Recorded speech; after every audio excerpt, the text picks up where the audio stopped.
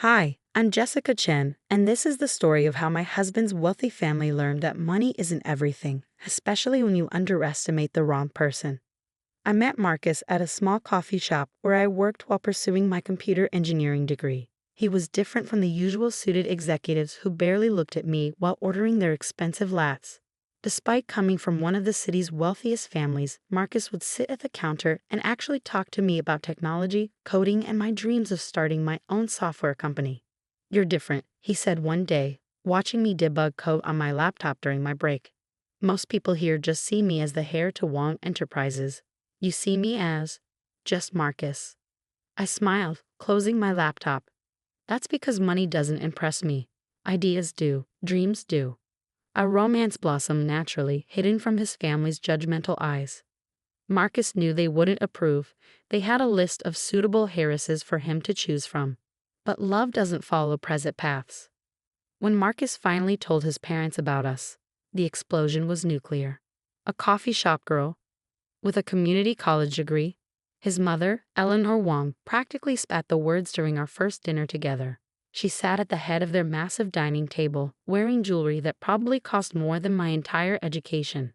"Actually, I'm completing my computer engineering degree," I corrected her politely. "And it's a state university, not a community college." "Same difference," she dismissed with a wave of her manicured hand. "Marcus needs someone who understands our world, our social obligations, not some scholarship case." Marcus squeezed my hand under the table. "Mother Jessica is brilliant. She's developing innovative software that could revolutionize." "Enough." Harold Wong, Marcus's father, slammed his hand on the table. "No son of mine will marry beneath his station. End this foolishness now." But Marcus didn't end it. Instead, he proposed the next day, and we had a small private ceremony at City Hall. His parents refused to attend. "You'll regret this," Eleanor warned him. "She'll show her true colors soon enough." Despite his family's disapproval, we were happy. Marcus supported my studies while I finished my degree, and I started developing my software on the side. We lived in a modest apartment, avoiding his family's social circles and focusing on building our life together.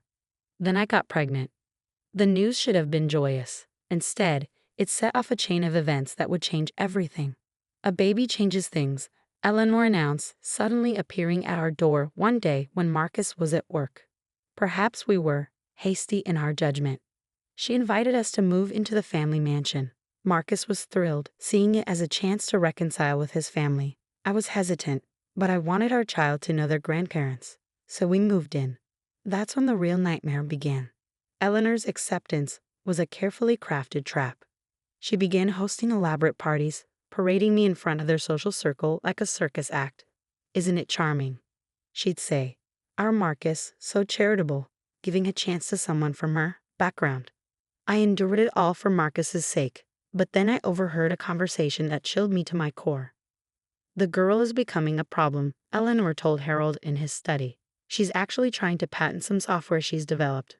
Imagine the embarrassment if Marcus's wife starts peddling computer programs like a street vendor. "The prenup will protect Marcus's interests," Harold assured her. "And once the baby is born—" "Yes," Eleanor's voice turned cold.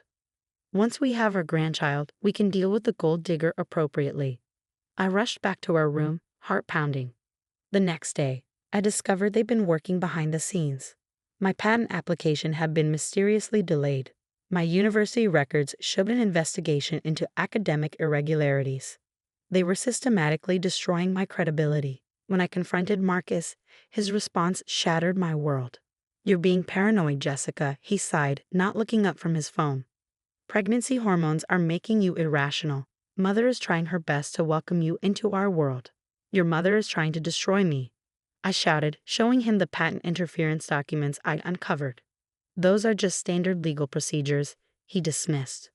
"Maybe if you'd stop trying to prove yourself and just accept your place in this family." "My place?" I whispered, finally seeing him clearly. "You mean beneath you? Like your mother always said." Before he could respond, Eleanor burst into the room, waving her tablet. "How dare you?" she shrieked. "Arguing with my son in his own home. Causing him stress with your wild accusations." What happened next seemed to unfold in slow motion. Eleanor clutched her chest dramatically, stumbling. My heart? The stress. She's trying to kill me. Marcus rushed to his mother while Harold appeared from nowhere, pointing at me with rage. Get out. Get out of this house now. Marcus, I pleaded, but he wouldn't even look at me, too busy attending to his mother's theatrical performance. Security guards appeared, escorting me out with just my purse and the clothes on my back.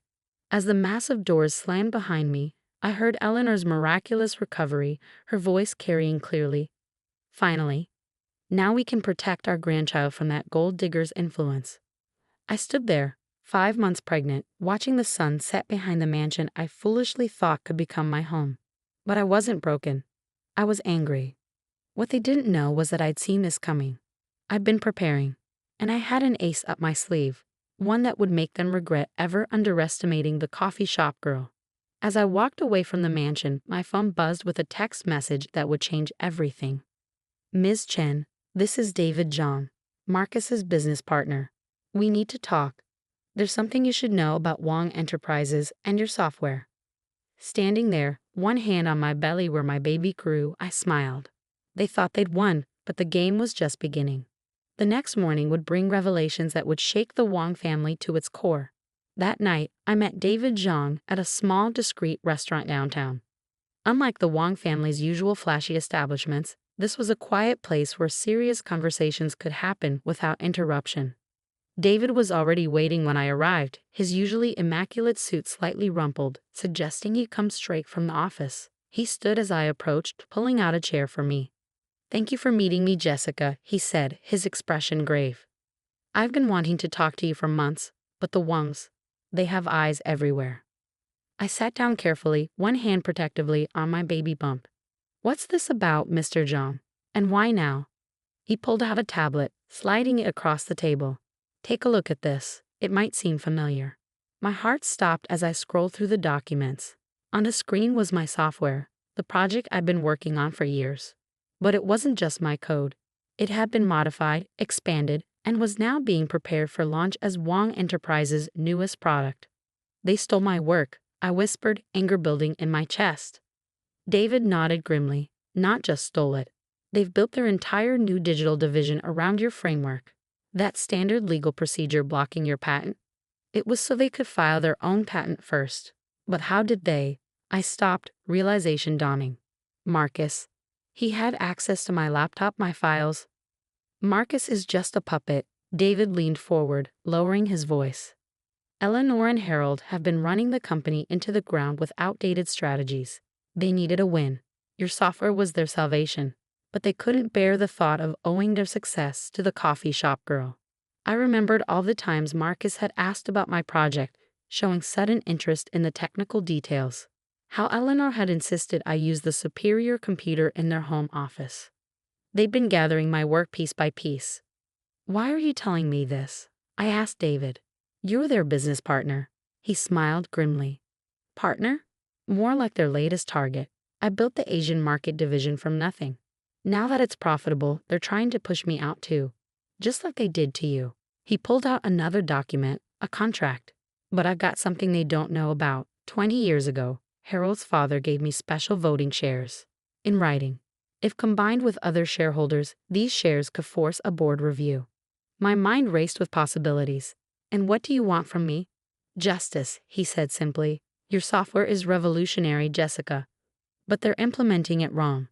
Their shortcuts will make it vulnerable. When it fails, and it will fail, thousands of businesses will be compromised. I sat back, processing this information. So you want to stop them? I want to help you take back what's yours, he corrected. And in the process, maybe we can save Wong Enterprises from itself. Over the next few hours, David laid out everything. The Wong family's perfect image was a facade. Their fortune was built on taking credit for others' innovations. My software wasn't the first thing they'd stolen, just the most recent. There's more, David said, pulling out one final document. Remember that prenup they made you sign? The one Marcus said was just a formality? I nodded, my throat tight. It has a clause about intellectual property. Any IP developed during the marriage belongs to both parties equally. When they stole your software, they actually gave you a legal claim to half of its value. I laughed bitterly. They'll have the best lawyers in the country. Yes, David smiled. But we have something better. We have proof. And he paused dramatically. We have your backup files. My head snapped up. What? That day you came to my office 6 months ago to discuss cloud storage solutions. I noticed you uploaded something to a secure server. I've kept it safe, untouched, original timestamps intact. Tears welled in my eyes as I remembered.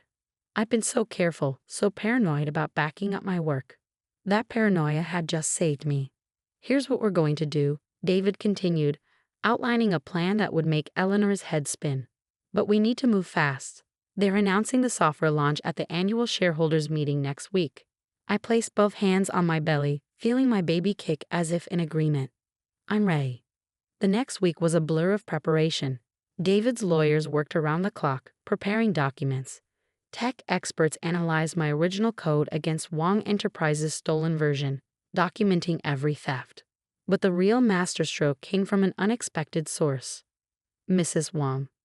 A timid voice called me 3 days before the shareholders' meeting. It was Amy, Eleanor's personal assistant. I have something you should see. She handed me a USB drive, hands shaking. I've worked for Mrs. Wong for 15 years. The things I've seen, the people she's destroyed. I can't do it anymore. Everything's on here. Every email, every hidden document, every secret meeting. I knew it must have cost her to do this. Thank you, Amy. Just. She hesitated at the door. Make it count. The morning of the shareholders' meeting dawned bright and clear. I dressed carefully in a conservative black maternity dress, my hair pulled back professionally. David met me at his office. Ready? He asked, helping me out of the car. I nodded, squaring my shoulders. More than ready. As we walked into Wong Enterprises headquarters, employees stopped and stared. News of my dramatic exit from the Wong mansion had spread. No one expected to see me here. We rode the elevator to the top floor, where the boardroom was already filling with shareholders. Through the glass walls, I could see Eleanor holding court, Marcus at her side like an obedient schoolboy. The moment we walked in, silence fell. Security. Eleanor shrieked, half rising from her chair. Remove this woman immediately.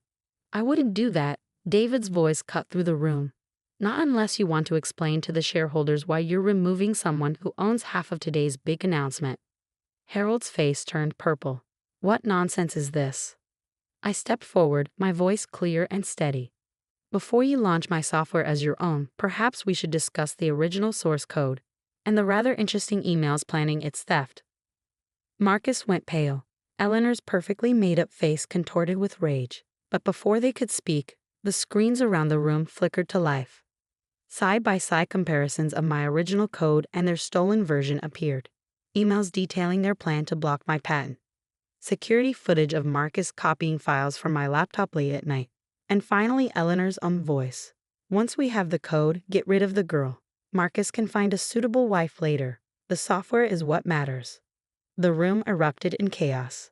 But I wasn't done yet. As chaos erupted in the boardroom, Eleanor tried to regain control. These are obviously fabricated documents. She shouted over the murmuring shareholders. This woman is trying to extort our family. I smiled calmly, remembering all the times she dismissed me as just a coffee shop girl. Fabricated? I pressed a button on my tablet. Like these surveillance videos from your home office? The ones showing Marcus copying my files at your direction. The screens switched to crystal clear footage. Eleanor's face went from red to white as she watched herself instructing Marcus, pointing at my laptop. Or perhaps, I continued, these bank transfers, the ones showing payments to delay my patent application. Emmy kept very detailed records, Mrs. Wong. At the mention of her assistant's name, Eleanor's composure cracked completely. You treacherous little. Mother, stop. Marcus finally spoke up, but I cut him off. No, Marcus, you don't get to play peacemaker now. Not after what you did. I turned to address the shareholders directly. Ladies and gentlemen, you're about to vote on launching a software platform that was stolen from its original creator, me. A platform that, due to rushed and improper implementation, has critical security flaws. David stepped forward, distributing documents to the board members. Our technical team has identified 17 major vulnerabilities in their current version. If launched, it would expose client data to significant risks. One of the older board members, a distinguished woman I recognize as Patricia Chen, no relation, stood up. Mr. Zhang, are you vouching for these claims? I am, David replied firmly, and I'm exercising my special voting rights to call for an immediate leadership review. Harold slammed his fist on the table. You have no such rights. Actually, he does. A new voice spoke from the doorway. Everyone turned to see an elderly man entering. Harold's father, Richard Wong, the company's founder. I had never met him, but David had reached out to him last week, sharing everything we'd uncovered. Richard had been living in semi-retirement, trusting his son to run the company ethically. Our evidence had brought him back. Father, Harold stammered. You don't understand. I understand perfectly, Richard cut him off. I understand that you and Eleanor have betrayed everything this company stands for. Stealing from a pregnant woman? Destroying careers to cover your tracks. He turned to me. Mrs. Wong, on behalf of the company I built, I apologize. Eleanor wasn't finished. She played her last card. Marcus, tell them. Tell them she trapped you with that baby. Tell them. Enough, Marcus shouted, surprising everyone. He walked over to stand beside me. The baby is mine, and Jessica is my wife, and everything she's saying is true. His voice broke. I helped steal her work. I betrayed her trust, because I was too weak to stand up to you, Mother. The room fell silent. Patricia Chen stood again. I moved for an immediate vote on leadership change and project review. Seconded, came multiple voices. What happened next was like watching a decades-old empire crumble in minutes. The vote was unanimous. Harold and Eleanor were removed from their positions pending a full investigation. Richard Wong was reinstated as interim CEO. Mrs. Wong, Richard addressed me. Would you be willing to work with our technical team to properly implement your software? With full credit and compensation, of course. I placed a protective hand on my belly. I have a counter-proposal. Over the next hour, I outlined my vision, a new division within Wong Enterprises focused on ethical innovation and developer support, a place where ideas would be nurtured, not stolen, where credit would be given where due. And I want David Zhang as my co-director, I finished. His integrity helped expose this situation. That's the kind of leadership this company needs. Richard smiled. Done. As the meeting adjourned, Eleanor and Harold were escorted out, their access badges disabled. Marcus approached me hesitantly. Jessica, I know I don't deserve forgiveness. You're right, I cut him off. You don't. Not yet. I touched my belly again. But this little one deserves to know their father. If you're willing to earn back trust, slowly we can discuss co-parenting arrangements. He nodded, tears in his eyes, and left quietly. 3 months later, I gave birth to a beautiful baby girl. We named her Grace, a reminder that strength can come with mercy. Eleanor and Harold faced legal consequences for their actions, but avoided jail time in exchange for returning all stolen intellectual property to its rightful owners. Not just mine, but dozens of others they'd stolen from over the years. The software platform, properly implemented, became Wong Enterprises' most successful launch ever. Our ethical innovation division attracted brilliant minds who might have otherwise been intimidated by corporate politics. Marcus and I eventually divorced, but he became a better man and a good father to Grace. Sometimes losing everything helps you find your true self. As for me, I run my division from the same office where Eleanor once plotted to destroy me. But unlike her, I keep my door open to anyone with a good idea, regardless of their background. Last week, a young barista came to pitch her software idea. As I listened to her passionate presentation, I smiled, remembering another coffee shop girl with big dreams. Tell me more, I said, pulling out my laptop. And let's talk about protecting your intellectual property rights first. Because success isn't just about winning. It's about changing the game for those who come after you.